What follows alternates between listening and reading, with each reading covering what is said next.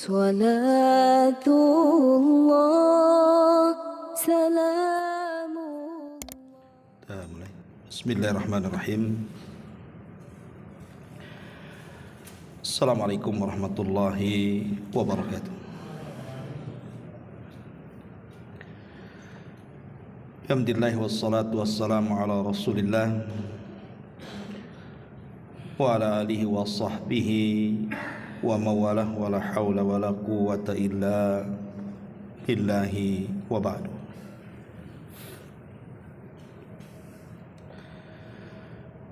Hadirin dan hadirat yang dimuliakan Allah Subhanahu wa taala. Alhamdulillah di malam ini kembali kita bisa duduk di Masjid Muhajirin.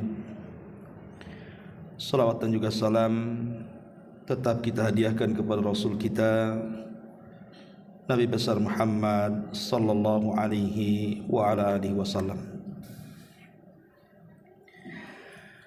Pembahasan di malam hari ini kita akan membahas tentang 7 kelompok atau 17 kelompok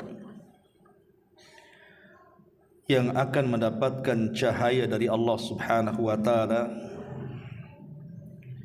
baik di dalam kuburnya ataupun kelak pada hari kiamat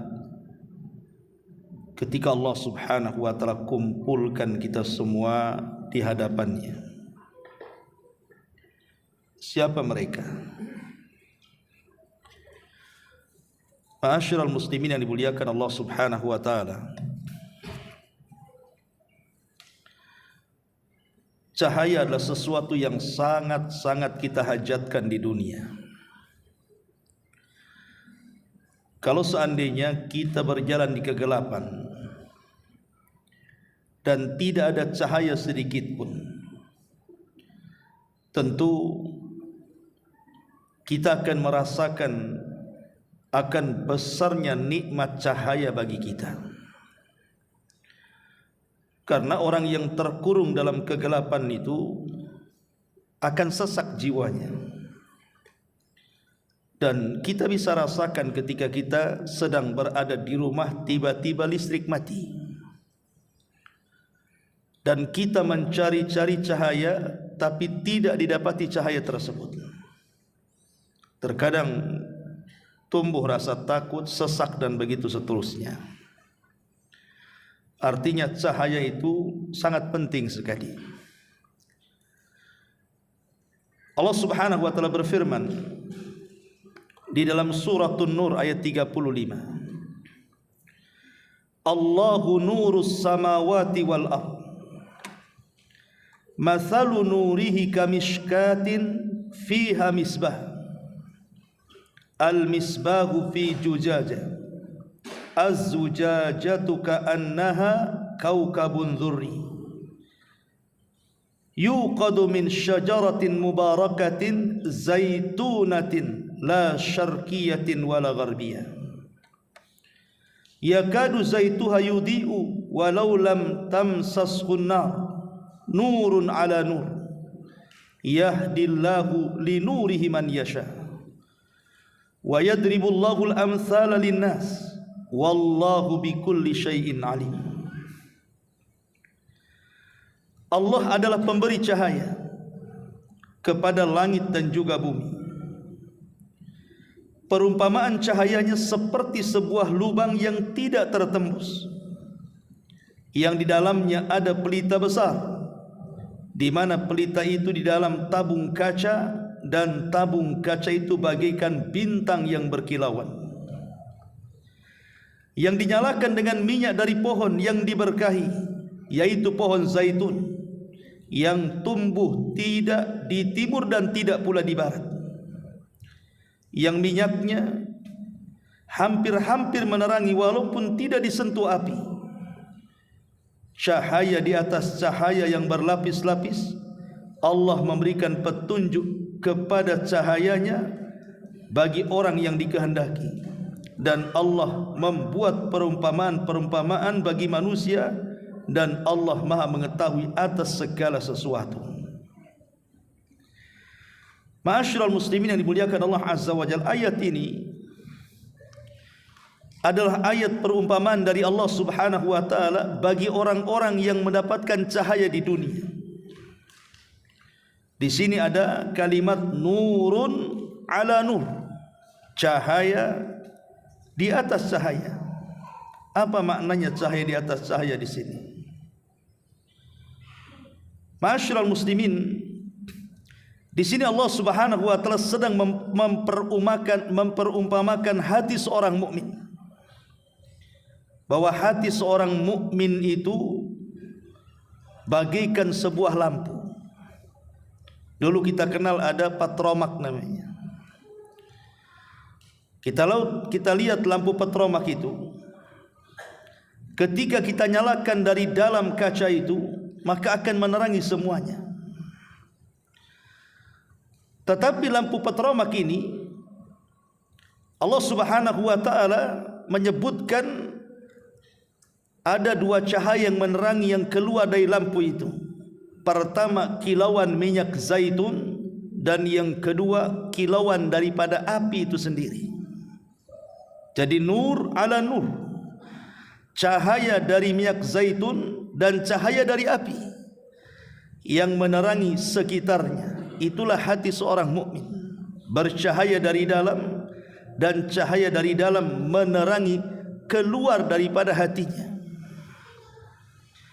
Sebagian ahli tafsir mengatakan yang dimaksud cahaya di sini adalah nurul iman wa nurul Quran. Jadi cahaya dalam ayat ini maksudnya cahaya iman yang keluar dari seorang mukmin, dan juga cahaya Quran maksudnya cahaya hidayah. Iman yang menerangi dalam dadanya, sementara hidayah menerangi orang-orang di sekitarnya. Itulah hati seorang mukmin di dunia.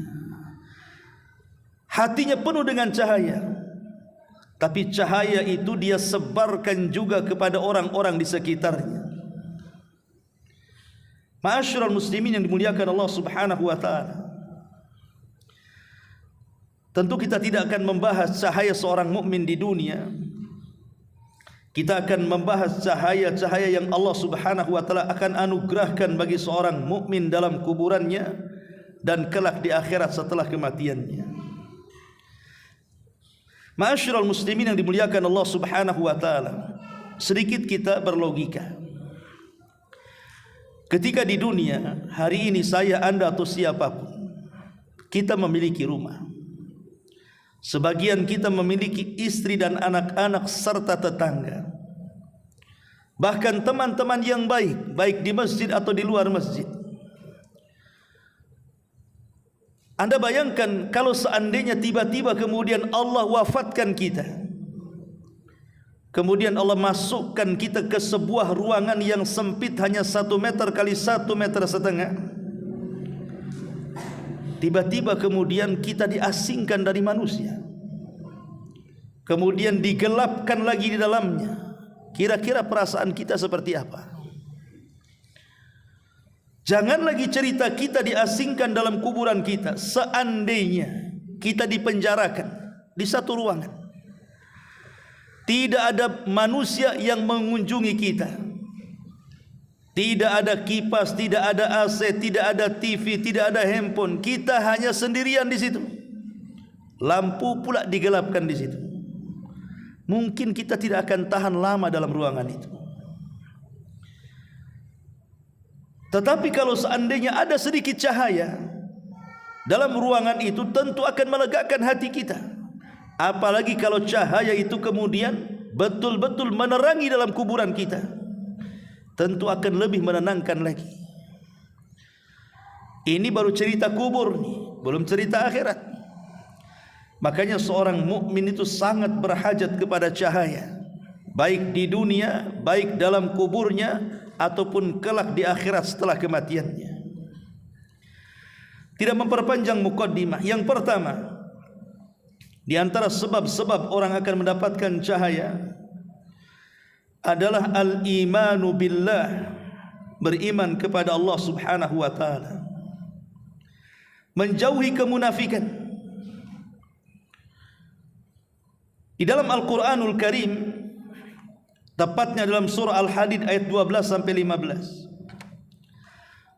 Allah Subhanahu wa taala berfirman, "Yauma taral mu'minina wal mu'minati yas'a nuruhum baina aydihim wa bi aymanihim busyrakumul yawma jannatun tajri min tahtihal anhar khalidina fiha dzalikal fawzul adzim yauma yaqulul munafiquna wal munafiqat lilladzina amanu unzuruna naktabis min nurikum qila irji'u wara'akum faltamisu nuran fadhuriba bainahum bisurin lahu babun batinuhu fihi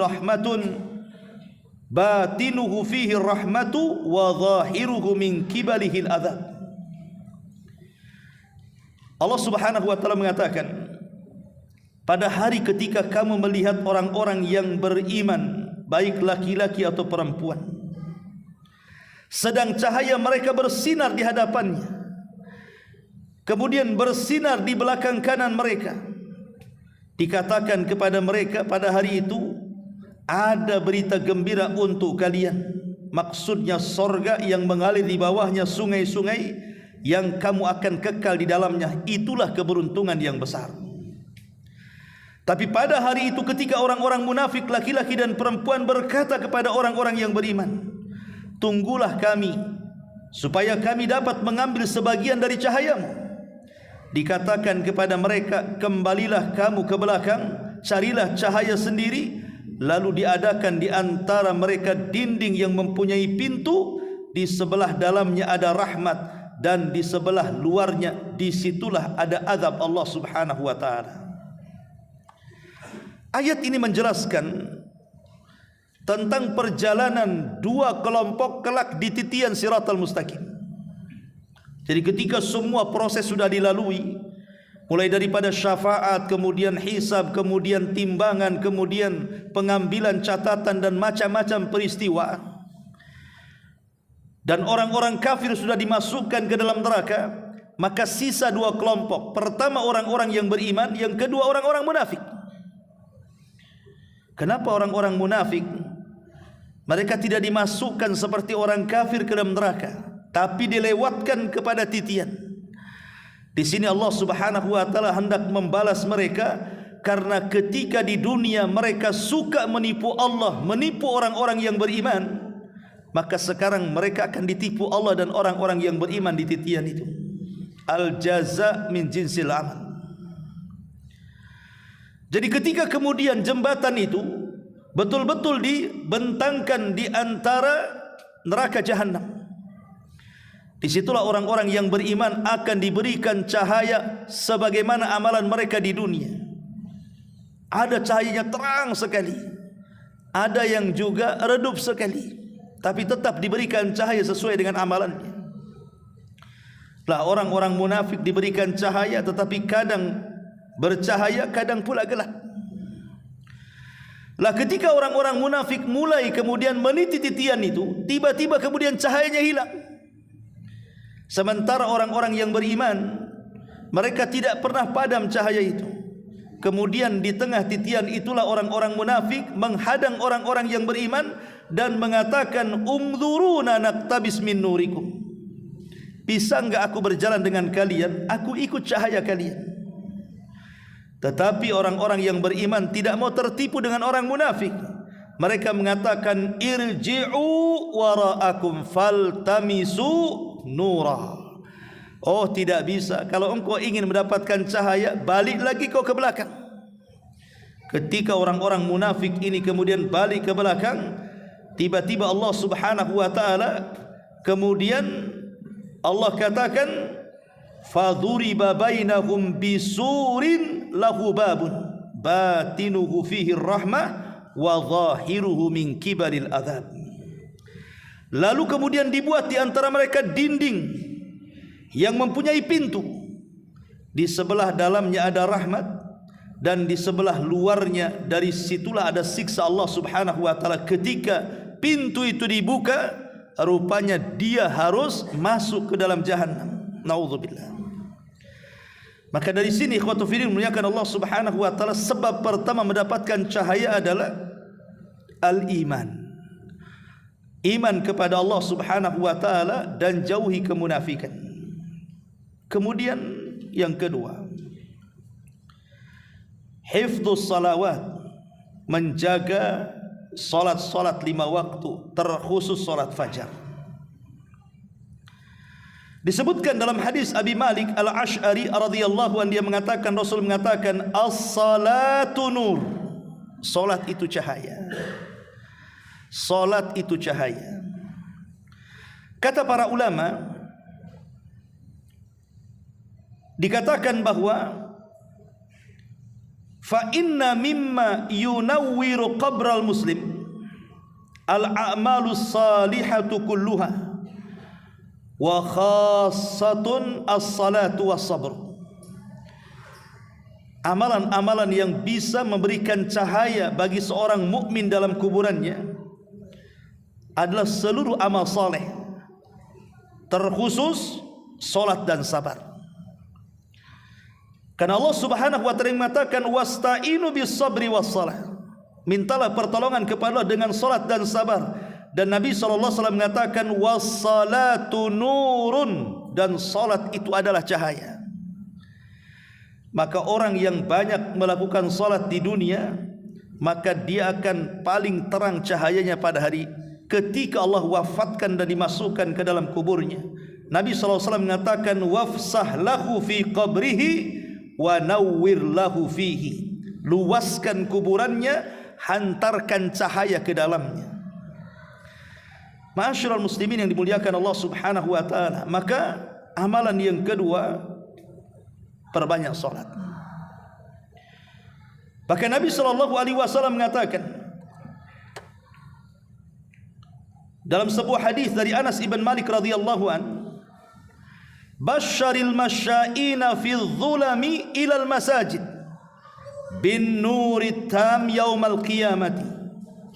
Kata Nabi SAW, habar gembirakan kepada mereka, orang-orang yang berjalan di tengah kegelapan-kegelapan menuju masjid-masjid dengan cahaya yang sempurna pada hari kiamat.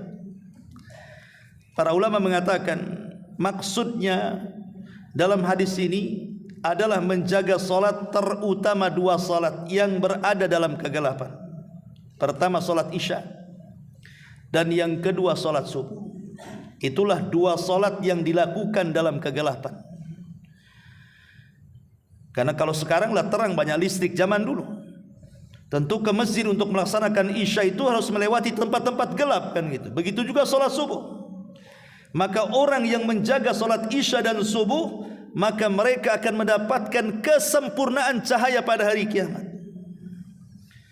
Al-Imam Ibn Rajab Al-Hambali rahimahullahu ta'ala, dia mengatakan, wahiyya fil akhirati nurun lil mu'mini fi dhulumatil qiyamati wa ala sirati fa innal anwara tuqsamu lahum ala hasbi a'malihim.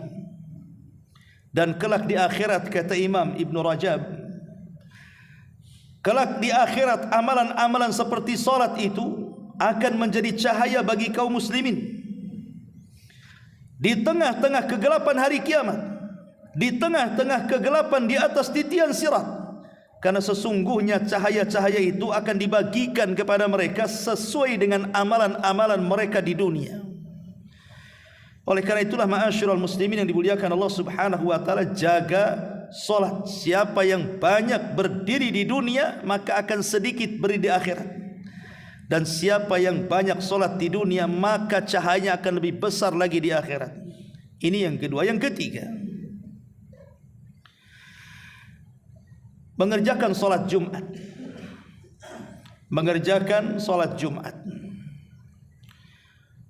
Nabi SAW mengatakan, an Abi Musa Al-Asy'ari radhiyallahu anhu, Nabi mengatakan, inna Allah tabaraka wa ta'ala yab'atsul ayyama yaumal qiyamati ala hayatiha wa yab'atsul jum'atu zahra'a muniratu ahluha yakhuffuna biha kal arush tuhda ila karimiha tudi'u lahum yamshuna fi dawiha alwanuhum kathalji bayadan warihuhum tasta' kal miski yahuduna fi jibalil kafur yanzuru ilaihimus thaqalani la yadrafuna ta'ajjuban hatta yadkhuluna al-jannah la yukhalituhum ahadan illa al-mu'adhdhinuna al-muhtasibun.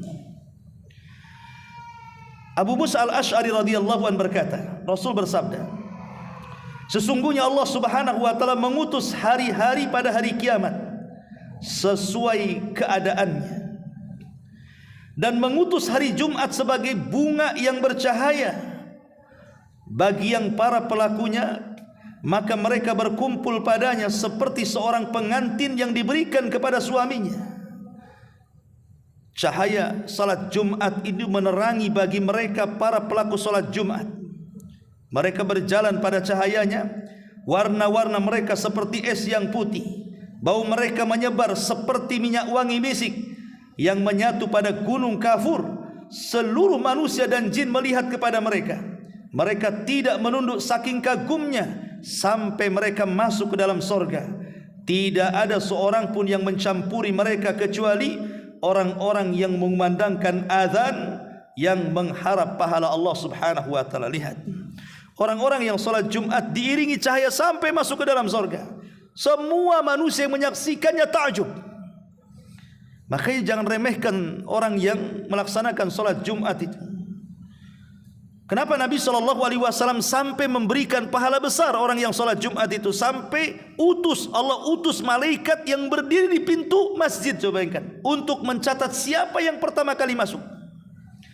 Kemudian diberikan pahala orang yang berhasil menempati saf yang pertama, maka dia sama dengan orang yang berkorban seekor unta. Kemudian saf kedua seperti korban seekor sapi, kemudian saf ketiga seperti korban seekor kambing, kemudian saf keempat seperti korban ayam, dan yang terakhir hanya 5 saf seperti berkorban telur ayam. Tidak ada lagi setelah itu.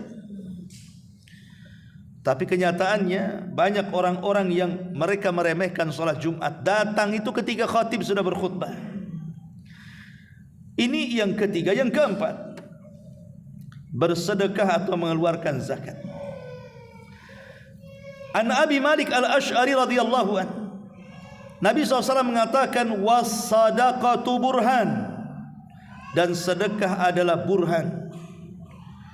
Burhan itu dijelaskan oleh para ulama, amma sadaqatu fahiya burhan, wal burhan huwa syi'a'ul ladhi yali wajha syam, wa minhu hadithu Abi Musa anna ruhal mu'min takhruj min jasadihi laha burhan ka burhani syamsi. Adapun sedekah, maka ia adalah burhan. Maksud burhan adalah cahaya. Jadi maksud burhan dalam hadis ini adalah cahaya yang ada setelah mukanya matahari. Di antaranya hadis yang menunjukkan makna ini adalah hadis Abi Musa radhiyallahu an, bahwa ruhnya seorang mukmin keluar dari jasadnya memiliki cahaya seperti cahaya matahari. Maknanya di sini bahwa ketika Rasul mengatakan was-sadaqatu burhan, dan sedekah adalah bukti, maksud bukti di sini adalah cahaya. Jadi orang yang sering bersedekah maka akan diberikan cahaya banyak dalam kuburannya dan setelah kematiannya. Kemudian yang nomor 5, senantiasa bersabar. Senantiasa bersabar ketika menghadapi takdir-takdir Allah Subhanahu wa taala. As-sabru ala aqdarillah. Nabi mengatakan dalam hadis yang sama, Abi Malik al-Ash'ari radhiyallahu anhu, Rasul mengatakan was-sabru dhiyaun, dan sabar itu adalah lentera. Imam Ibn Rajab mengatakan huwa an-nurul ladzi yahsulu fihi naw'un hararatun wa ihraq kadhiya'i syamsi bi khilafil qamar fa innahu nurun mahd fihi isyraqun bi ghairi ihraq. Makna dia artinya adalah cahaya yang terjadi di dalam semacam panas dan menyengat seperti cahaya matahari, berbeda dengan bulan. Sesungguhnya ia adalah cahaya melulu, di dalamnya penerangan tanpa penyengatan. Artinya di sini ketika Allah Rasul mengatakan was-sabru dia, berarti dia di sinilah cahaya seperti cahaya matahari terangnya. Karena kenapa Allah Subhanahu wa taala memberikan cahaya kepada orang-orang yang bersabar? Karena tidak banyak orang-orang yang bersabar ketika menghadapi takdir. Ketika menghadapi takdir manusia itu kan bermacam-macam ya kan. Menghadapinya ada yang memang betul-betul tulus sehingga dia sabar. Bahkan ada yang sampai kepada tingkat syukur lagi. Itu memang jarang yang seperti ini. Tapi kebanyakan orang menghadapi takdir ini, kalau dia buruk atau bentuknya musibah, biasanya tasakhut. Tasakhut itu menolak takdir Allah Subhanahu wa taala, dan itu yang paling banyak di tengah-tengah kaum muslimin. Ketika ditimpa penyakit, dia tidak terima dengan penyakitnya, bukan diambil kesempatan untuk menggugurkan dosa-dosanya. Ketika diberikan kemalangan, mungkin ekonominya jatuh dan begitu seterusnya, dia pun stres.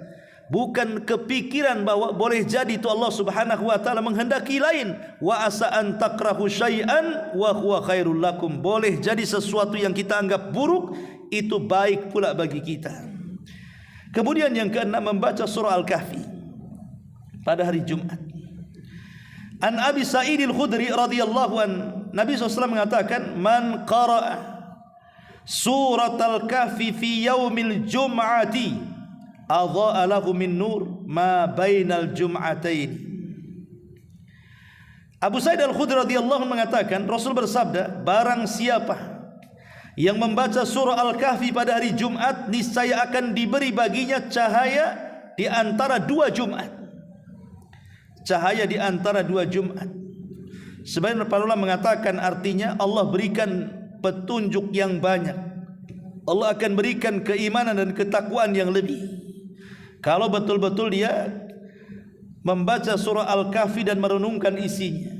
Hadis ini disahihkan oleh Syalbani rahimahullah dalam kitabnya Sahih Al-Jami nomor 6470. Kemudian yang nomor 7, selalu membaca surah Al-Baqarah dan surah Al-Imran. Biasakan membaca surah Al-Baqarah dalam rumah kita dan juga surah Al-Imran. Lihat faedahnya dari Abi Umamah Al-Bakhili, dia mengatakan Rasul bersabda, Iqra'u zahrawaini al-Baqarah wa surat Al-Imran. Kata Nabi SAW, bacalah zahrawaini, yaitu surah Al-Baqarah dan surah Al-Imran. Maksud zahrawaini adalah dua cahaya, kata para ulama. Jadi dua surat ini adalah dua surat yang akan membawa cahaya kelak pada hari kiamat. Baca surah Al-Baqarah dan juga surah Al-Imran, dan itu berada di permulaan surah setelah Al-Fatihah. Kemudian yang nomor 8, mempelajari Al-Quran dan juga menghafalkannya.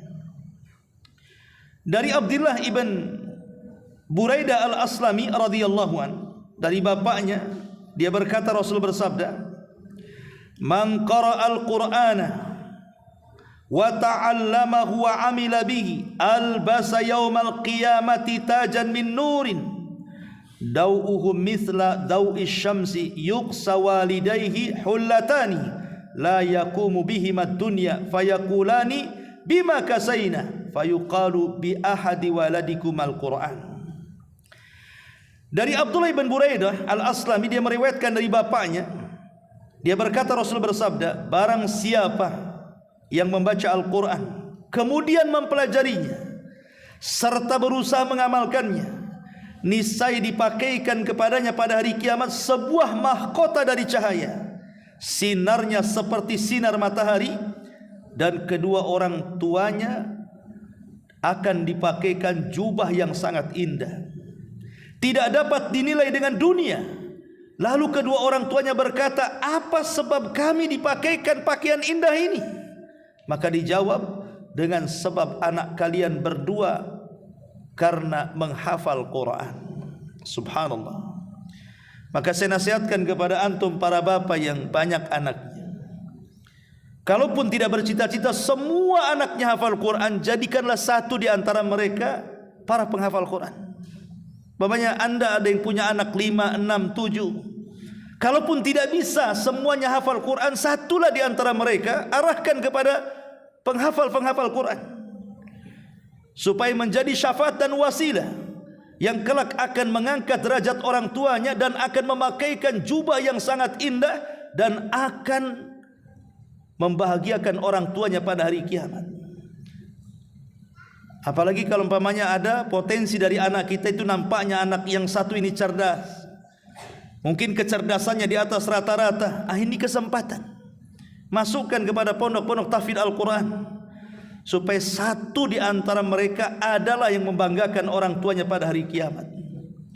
Ini yang nomor 8. Yang nomor 9, berjihad di jalan Allah Subhanahu wa taala. Allah Subhanahu wa taala mengatakan dalam surah Al-Hadid 19, "Walladzina amanu billahi wa rusulihi ulaika humus siddiquna wasyuhada inda rabbihim lahum ajruhum wa nuruhum walladzina kafaru wa kadzdzabu biayatina ulaika ashabul jahim." Dan orang-orang yang beriman kepada Allah dan Rasulnya, mereka itu orang-orang siddiqin dan orang-orang yang menjadi saksi di sisi Tuhan mereka, bagi mereka pahala dan juga cahaya. Maksud syuhada, saksi di sini artinya asy-syuhada alladzina qutilu fi sabilillah. Kata Imam At-Tabari, maksudnya syuhada di sini orang-orang yang menjadi saksi, mereka adalah orang-orang yang terbunuh di jalan Allah alias mati syahid. Maka mereka akan mendapatkan cahaya. Kata Rasul, "Man rama bisahmin fi sabilillah kana lahu nuran yaumal qiyamah." Barang siapa melepaskan sebuah panah dalam berjihad di jalan Allah, maka bagi dia cahaya pada hari kiamat.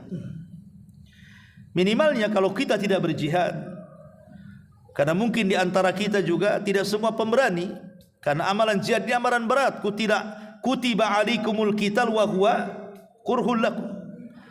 Diwajibkan atas kalian berperang dan itu membuat tidak suka kalian. Ya, karena jihad itu perlu keberanian.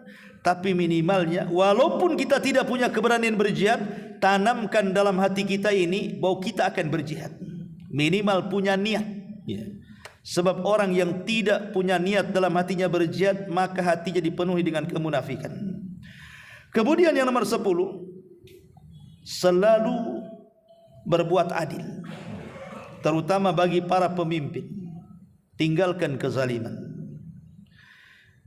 Nabi SAW mengatakan dalam hadis Jabir bin Abdullah radhiyallahu an, "Ittaquz zulma fa inna zulma zulumatun yaumal qiyamah. Wattaqus syuha fa inna syuha ahlaka man kana qablakum. Hamalahum ala an safaqud dima'ahum wastahallu baharimahum."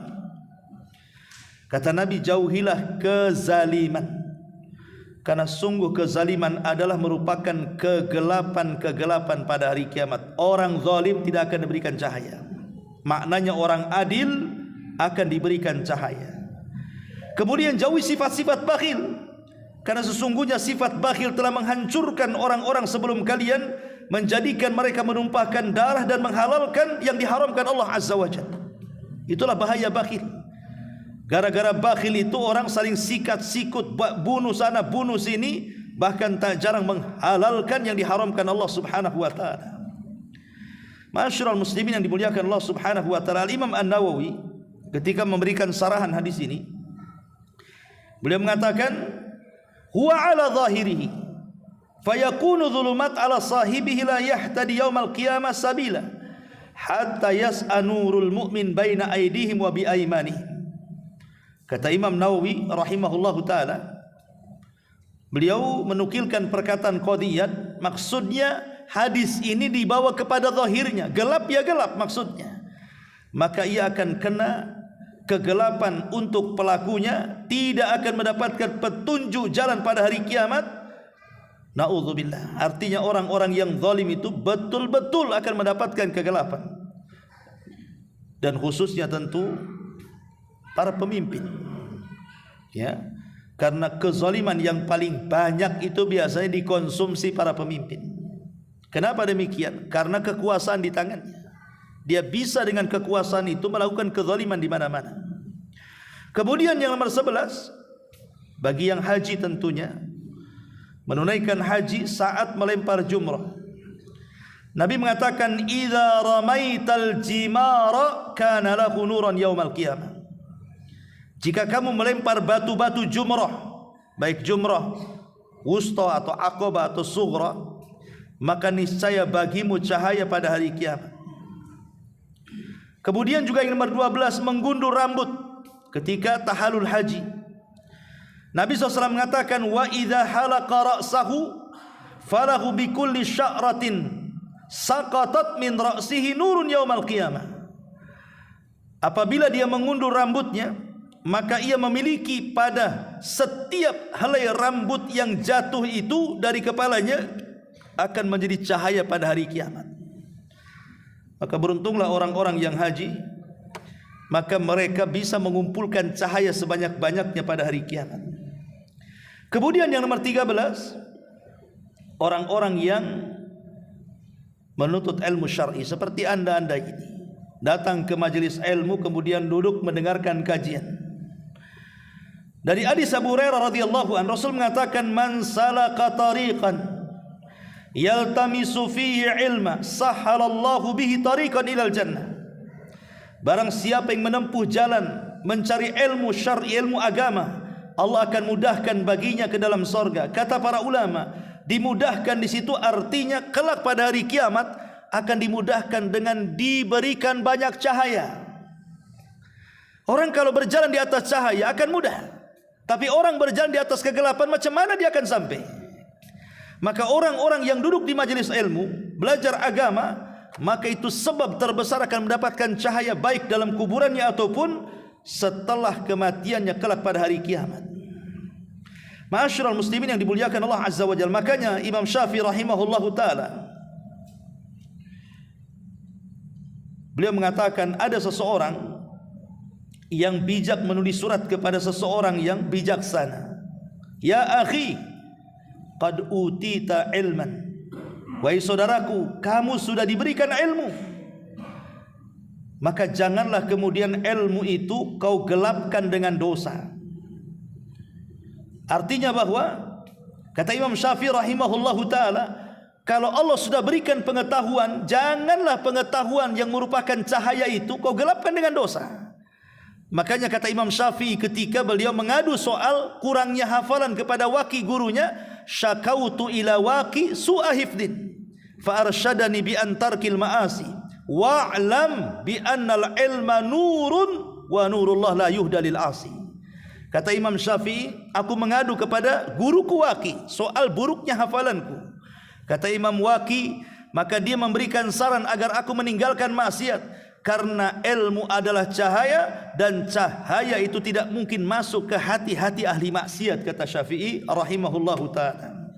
Maka orang yang menuntut ilmu juga salah satu sebab mendapatkan banyak cahaya. Kemudian yang nomor 14, seseorang yang mencintai karena Allah subhanahu wa ta'ala. Dia bukan keluarga kita, dia bukan saudara kita, bukan sekandung, bukan seibu, bukan siapa-siapa.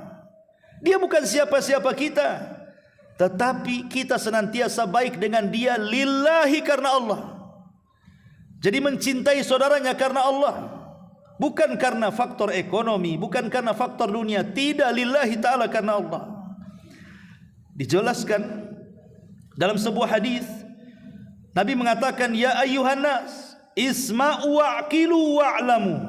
Wahai manusia, dengarkan, pahami dan ketahuilah, anna lillahi ibadan laisu bi anbiya wala syuhada yaghbituhumul anbiya wa syuhada ala majalisihim wa qurbihim minallah.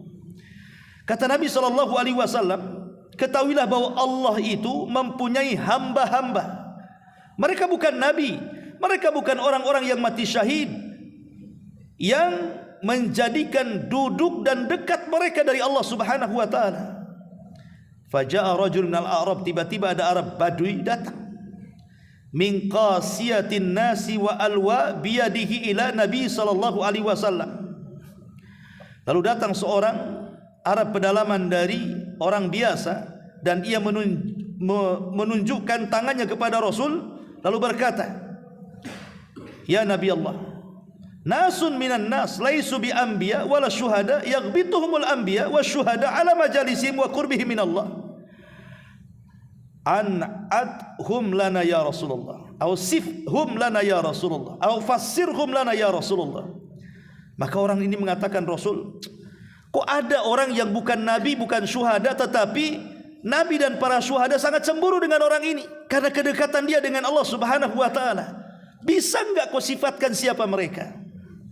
Maka Nabi sallallahu alaihi wasallam mengatakan, hum nasun min afna'in nas wa tawazi al-qabaili lam tasil bainahum arhamun mutaqaribatun tahabu fillah wa tasafau yada'u Allahu lahum yaumal qiyamah manabira min nur fayujlisuhum 'alaiha fayaj'alu wujuhahum nuran wa thiyabahum nuran yafza'un nasu yaumal qiyamah wa la yafza'una wa hum awliyaullah alladzi la khaufun 'alaihim wa lahum yahzanun.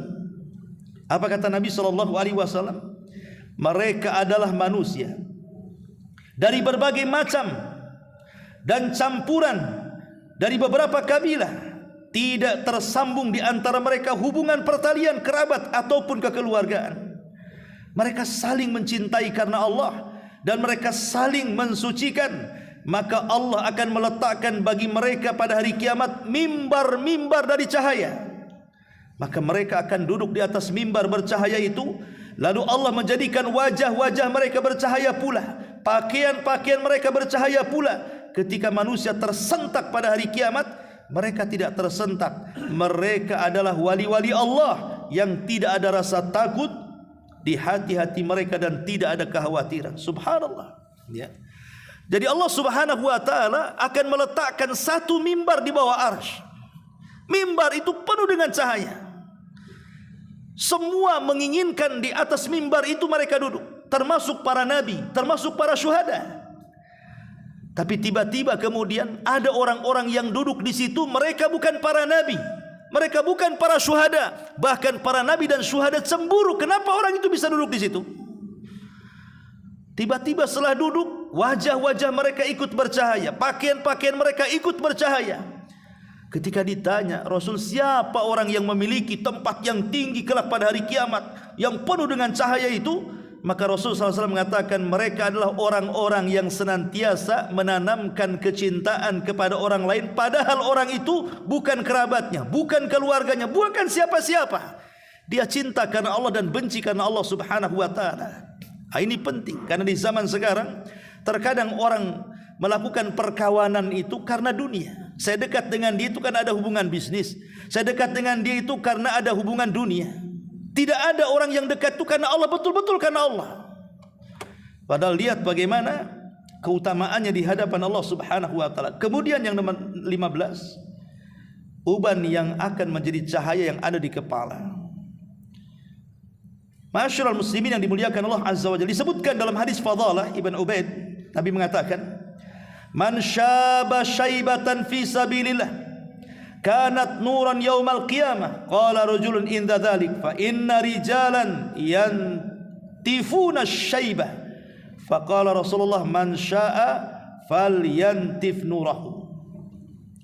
Fudail ibn Ubaid radhiyallahu mengatakan, barang siapa, kata Rasul, beruban di atas kepalanya dalam Islam, maka niscaya baginya cahaya pada hari kiamat. Jadi uban itu akan menjadi cahaya pada hari kiamat.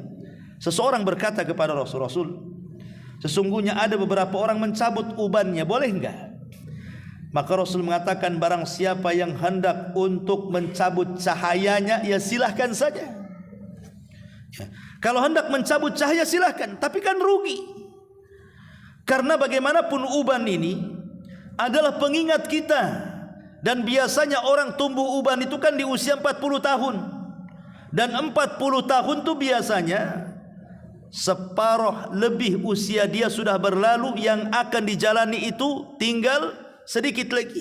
Di situ diingatkan dengan usia, diingatkan dengan kematian, karena uban itu tamu untuk mengingatkan kita dengan kematian, bahwa jarak orang yang beruban dengan kematian itu sudah dekat. Sehingga kemudian di dunia kita dapat pelajaran dengan uban itu kan. Makanya kenapa tidak dilarang kita mencabut uban? Karena orang yang mencabut uban itu hakikatnya dia tidak teringatkan bahwa dia akan mati dan akan tua. Allahu khalaqakum min dha'fin thumma ja'ala min dha'fi quwwatan thumma ja'ala min ba'di quwwatin dha'fan wa syaibah. Allah telah menciptakan kalian lemah di waktu bayi. Kemudian dari kelemahan timbullah kekuatan. Kemudian dari kekuatan timbul lagi kelemahan dan menua. Kemudian mengalami kematian. Oleh karena itulah maka jadikan uban ini sebagai pengingat kematian. Dan di akhirat Rasul mengatakan la tantifu asy-syaiba fa innahu nurun yaumal qiyamah. Jangan kalian cabut uban-uban kalian, karena uban itu akan menjadi cahaya bagi kalian pada hari kiamat. Kemudian yang nomor 16, menyambung hubungan dengan kawan-kawan baik orang-orang tua yang sudah meninggal. Jadi kawan-kawan orang tua yang sudah meninggal, kita dulu punya orang tua masih hidup, punya orang tua kita ini punya kawan. Orang tua meninggal, maka hubungkanlah hubungan baik kita dengan kawan orang tua kita yang sudah meninggal. Nabi SAW mengatakan dari hadis Ibnu Umar radhiyallahu anhuma, mar'a arabi fi safarin, kata Abdullah ibn Umar, seorang dari pedalaman berpapasan saat safar. Ya. Lah kebetulan orang ini siddiqon li Umar. Jadi dulunya dia kawannya Umar bin Khattab, sekarang berpapasan dengan anaknya Ibnu Umar dan Umar sudah meninggal. Faqala Arabi, berkata orang Arab ini, alasta ibna fulan, bukankah engkau adalah anaknya si fulan? Qala, maka ia menjawab, ya betul. Fa amara lahu Ibnu Umar bihimarin, maka Abdullah ibn Umar memerintahkan untuk memberikan keledai karena beliau memintanya, lalu diberi. Kawannya mengatakan, wahai Ibnu Umar, beliau orang Badui, cukup kau kasih serban saja, kenapa kau kasih pula keledai pula sama dia? Maka kemudian Ibnu Umar mengatakan, aku mendengar sabda Nabi SAW, ihfad wudda abik. Kata Ibnu Umar radhiyallahu anhu, jagalah kawan baik orang tuamu, la taqta'uh, jangan kau putuskan, fayudfi'ullahu nurah, sebab kalau kau putuskan hubungan kamu dengan dia, itu sama dengan memutuskan cahaya Allah kepadamu. Kalimat Allah memutuskan cahaya Allah kepadamu menunjukkan bahwa berbuat baik kepada kawan orang tua kita adalah penyebab Allah memberikan cahaya kepada kita. Dan yang terakhir tentunya yang nomor 17, berdoalah kepada Allah Subhanahu wa taala agar kita senantiasa diberikan cahaya di dunia, dalam kubur ataupun di akhirat. Berdasarkan hadis Abdullah bin Abbas radhiyallahu anhuma, annahu raqada inda Rasulillah. Jadi beliau Ibnu Abbas satu hari dia pernah menginap di rumah Rasulullah. Kemudian fastaiqadha fatasawwaka wa tawaddaa, maka Rasul pun kemudian bangun, kemudian bersiwak, kemudian berwudu. Wa huwa yaqul, dan dia mengatakan, inna fi khalqis samawati wal ardh wa ikhtilafil laili wan nahar la ayati liulil albab. Sesungguhnya pada penciptaan langit dan bumi dan adanya pergantian siang dan malam itu ada tanda-tanda bagi orang yang berfikir.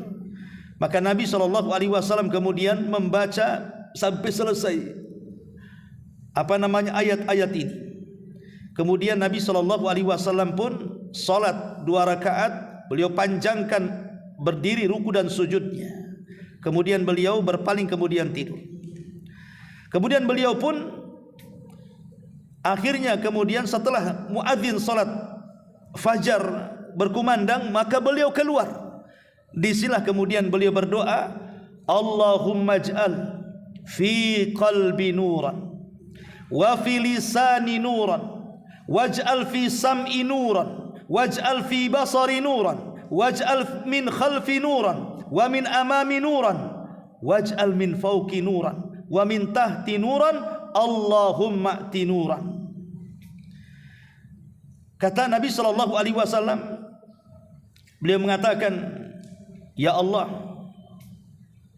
berikan cahaya pada hatiku, cahaya pada lisanku, cahaya pada pendengaranku, cahaya pada penglihatanku, cahaya di belakangku, cahaya di depanku, cahaya di atasku, cahaya di bawahku. Ya Allah, teruslah berilah cahaya kepadaku. Hadis ini dikeluarkan Imam Muslim dan juga Nasai. Artinya kata para ulama, bacalah doa ini setiap kita melangkahkan kaki melakukan solat fajar. Ketika ke masjid, baca doa ini. Minta cahaya kepada Allah subhanahu wa ta'ala, karena cahaya itu kita sangat berhajat di dunia dalam kubur dan setelah kematian kita kelak pada hari kiamat. Wallahu a'lam bishawab. Ini yang bisa sampaikan. Ya, bismillah. Tadi ada pertanyaan soal haji badal. Umrah badal. Bicara soal umrah badal. Pertama, umrah adalah ibadah yang sangat mulia. Bahkan sebagian para ulama mengatakan wajib 1 kali seumur hidup. Sama dengan haji wajib 1 kali seumur hidup. Dan ini pendapat yang kuat bahwa umrah dan haji itu hukumnya sama. Kenapa? Karena disebutkan satu nafas dalam satu surat. Wa atimul hajjata wal umrata lillah. Sempurnakan haji dan umrah karena Allah. Ketika disebut satu nafas umrah dengan haji, sebagian para ulama mengatakan bahwa hukum umrah itu wajib 1 kali minimalnya dalam seumur hidup. Kalaupun berkali-kali sunnah, sama dengan haji. 1 kali dalam seumur hidup, kalaupun berkali-kali sunnah saja. Ya. Dan umrah juga adalah yanfiyanil faqra, bisa menghilangkan kefakiran. Jadi tidak perlu takut orang umrah itu tidak balik lagi duitnya. Pasti Allah akan balikan duitnya. Karena bisa menghilangkan kefakiran, kata Rasul. Karena kita akan menjadi tamu-tamu Allah di Mekah sana, di Baitullah, di rumah Allah Azza wa Jalla. Maka apapun hajat yang kita doakan di sana pasti dikabulkan. Tapi sekarang masalahnya bukan cerita tentang fadilah umrah, tetapi hukum tentang umrah badal. Sebagian para ulama mengatakan bahwa umrah badal dibolehkan. Tidak ada masalah umrah badal itu.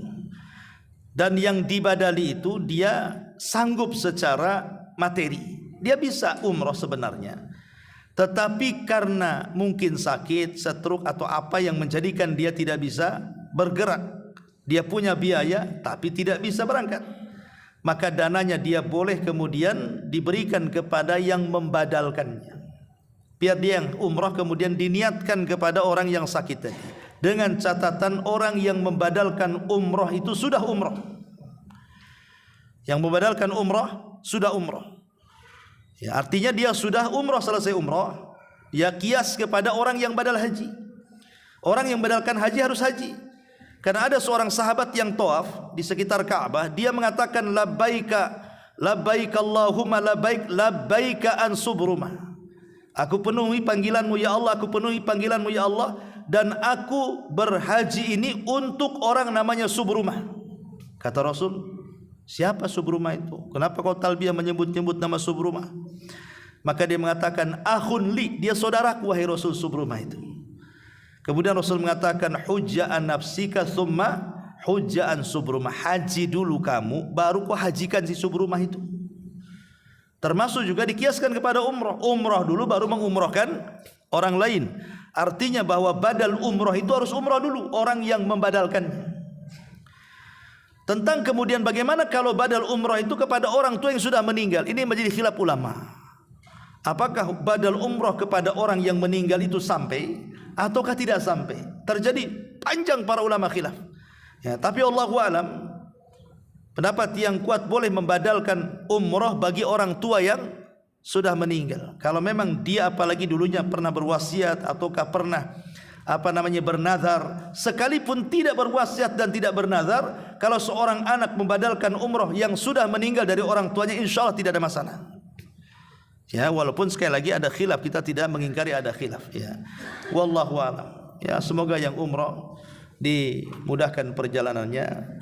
sampai Mekah dan pulang ke Indonesia. Subhanakallahumma bihamdika asyhadu an la ilaha illa anta astaghfiruka wa atubu ilaik. Allahu taala alam. Assalamualaikum warahmatullahi wabarakatuh.